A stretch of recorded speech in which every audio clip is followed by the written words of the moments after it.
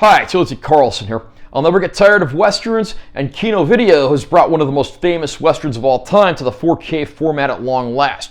What I'm talking about today is George Stevens' film Shane. I'm going to unbox this release and share my opinions. Great close-up there with our central cast and a few of the supporting players. There's our spine text, back cover. Art underneath the slipcover is pretty much the same.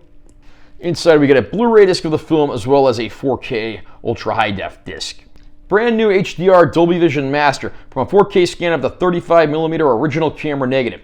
Director George Stevens' legendary rendition of the archetypical Western myth made Shane one of the most enduring classics of American cinema.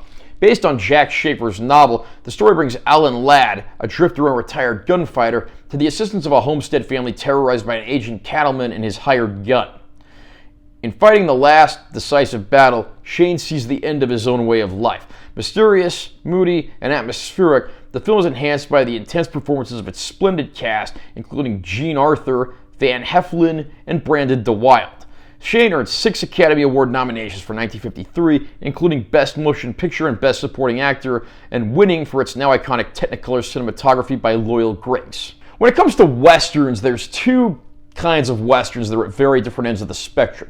You have the old-fashioned westerns that have the good guys in white hats, the bad guys in black hats, and positive morals and strong messages of fighting for what's right. But then you have the later, more revisionist westerns from people like Sergio Leone and Sam Peckinpah, which certainly fall into more of a morally gray area. But when it comes to the former camp, I think Shane might be the best, most shining example of this kind of film.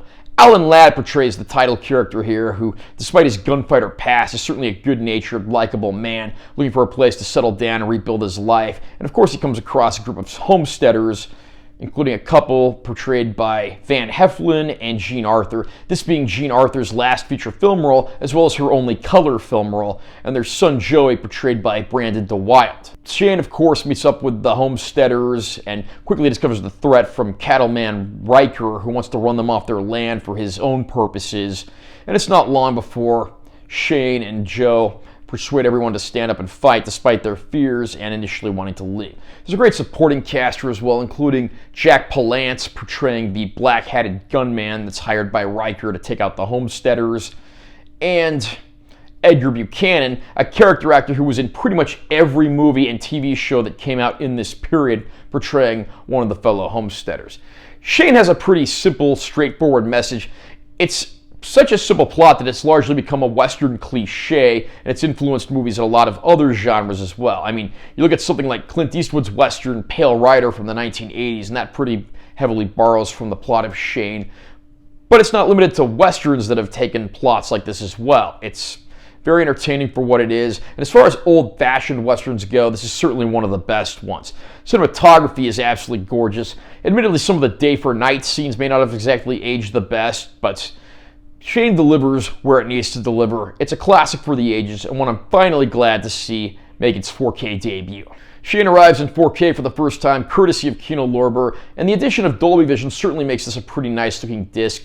Again, you do need to understand that Shane has always been a very soft-looking film, and a movie that's, has a pretty warm, somewhat monochrome color palette. It's never been a bright, overly bold movie, but this movie reflects the original cinematography and doesn't try any artificial sharpening, noise reduction, digital enhancements, or anything. The image looks very natural throughout. Some of the dark scenes and night scenes I thought really got a nice boost here.